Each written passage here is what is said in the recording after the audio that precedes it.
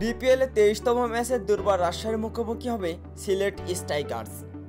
আজ দুপুর 2টায় চট্টগ্রাম জহুর আহমেদ চৌধুরী স্টেডিয়ামে অনুষ্ঠিত হবে ম্যাচটি।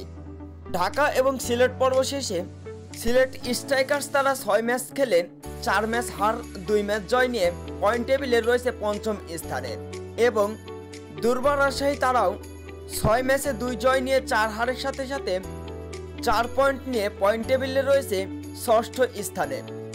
দুই দলই 6টা করে ম্যাচ খেলে ফেলেছে।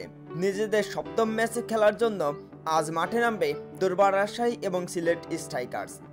পয়েন্ট টেবিলের উপরের দিকে উঠে আসতে দুজনেই আজকে প্রাণপণে লড়াই করবে।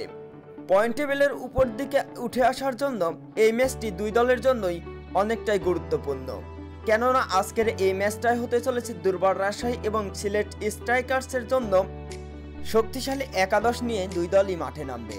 শক্তির এই লড়াইয়ে অনেকটাই এগিয়ে আছে সিলেট স্ট্রাইকার্স, কারণ তাদের কাছে রয়েছে রাকিম কর্নওয়ালের মতন বিশাল একজন বিগ ম্যান প্লেয়ার।